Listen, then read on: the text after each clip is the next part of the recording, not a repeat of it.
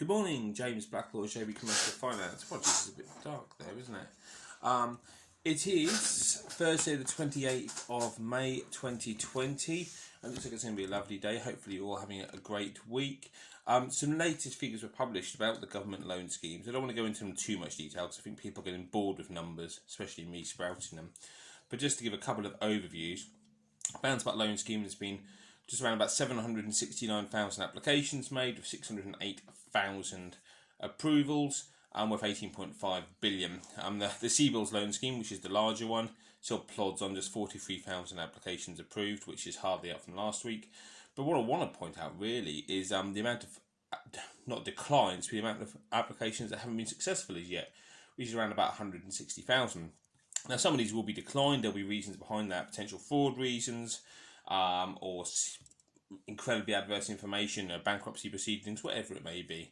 I'm not sure, there's lots of different reasons why that could happen, but a lot of these are just applications that simply haven't been finalised yet. So it's not a case of 160,000 people have been turned down, there's 160,000 people have either yet to hear back, or their applications have been processed, or they're going through some further anti-money laundering checks, etc.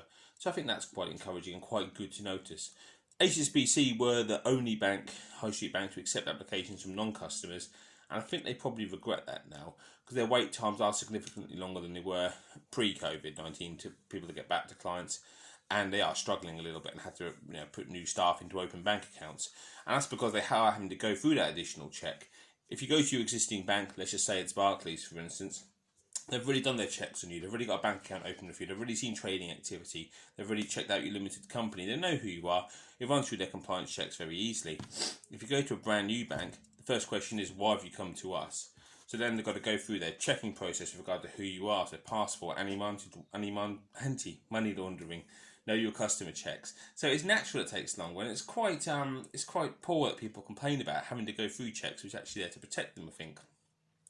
But the main thing I want to really focus on, I absolutely love this quote from Barclays, a direct quote: the number of loans approved in the first week of the Bounce Back Loan Scheme is equivalent to the amount we would normally approve over 3 years. Incredible, isn't it?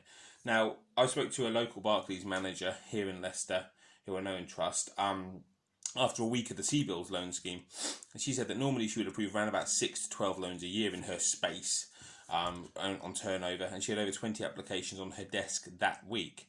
So I joked at the time to her that she was doing 2 years worth of work in a week, and that's pretty much how it's worked with the Bounce Back loan as well. Absolutely amazing numbers. So please imagine what it would be like for you if all of a sudden you had times 50 your workload on your desk overnight. It would be pretty difficult.